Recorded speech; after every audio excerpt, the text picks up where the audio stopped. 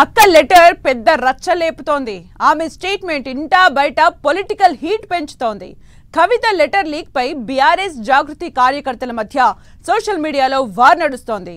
మరోవైపు కవిత గులాబీ బాస్ను కలిసేందుకు ప్రయత్నిస్తుంటే సార్ అస్సలు అపాయింట్మెంటే ఇవ్వడం లేదన్న టాక్ వినిపిస్తోంది.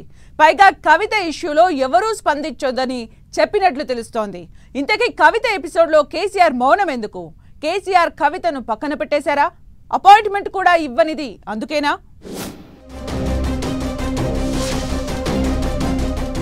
కవిత ఇష్యూలో గులాబీ బాస్ మౌనం ఎందుకు? కవిత అంశంపై పార్టీ నేతలెవ్వరూ స్పందించొద్దన్న కేసీఆర్. కవితకు కేసీఆర్ అందుకే అపాయింట్మెంట్ ఇవ్వడం లేదా? ఒకే ఒక్క లెటర్ కారు పార్టీలో కలకలం సృష్టిస్తోంది. ఎమ్మెల్సీ కవిత కేసీఆర్ కు రాసిన లెటర్ ఎపిసోడ్ రోజుకో టర్న్ తీసుకుంటోంది.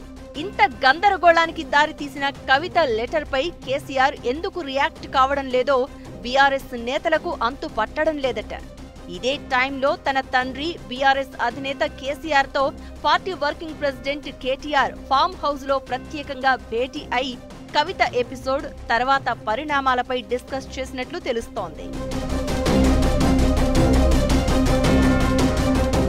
కవిత లేఖపై ఇంటా బయట రాజకీయ మంట రాజుకుంటూనే ఉంది.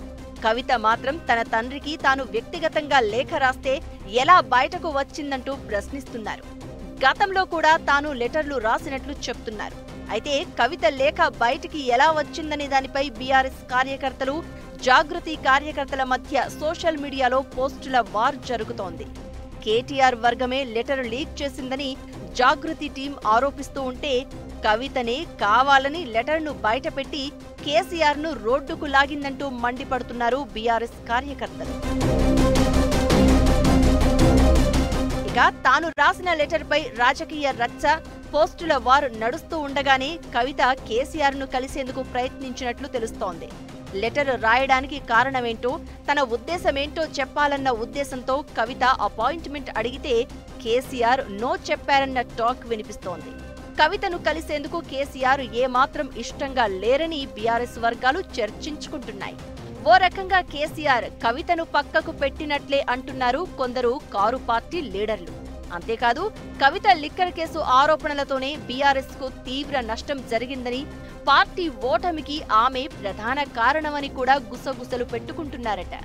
అయినా కేసీఆర్ కవితను పక్కకు పెట్టలేదని, కానీ ఇప్పుడు పార్టీ అపోజిషన్ లో ఉండి రేవంత్ ప్రభుత్వంతో ఎన్నో సవాళ్లు ఎదుర్కొంటున్న సమయంలో కవిత లెటర్ బీఆర్ఎస్ ను ఇంకా ఇబ్బందుల్లోకి నెట్టేసేలా ఉందని ఆవేదన వ్యక్తం చేస్తున్నారట గులాబీ లీడర్లు.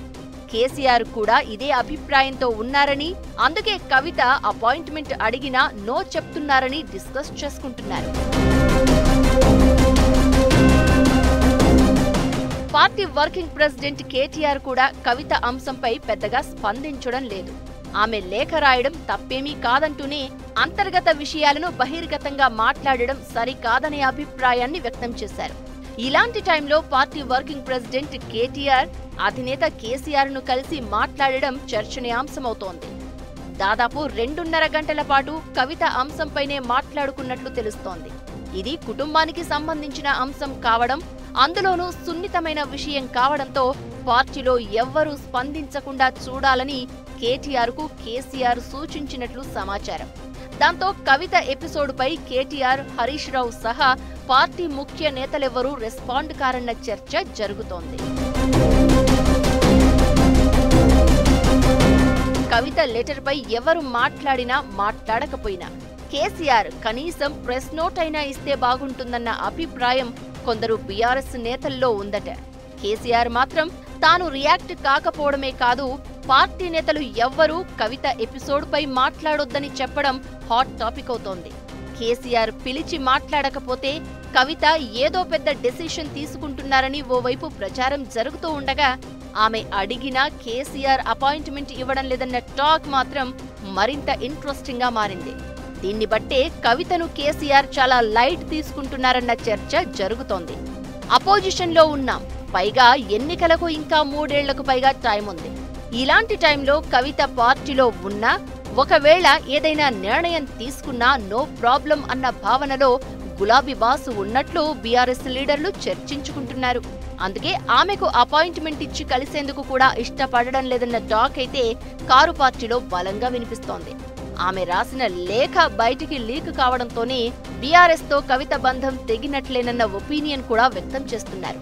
ఇంతకీ కవిత ఎపిసోడులో కన్క్లూజన్ ఏంటన్నది మాత్రం సస్పెన్స్ గానే కొనసాగుతోంది.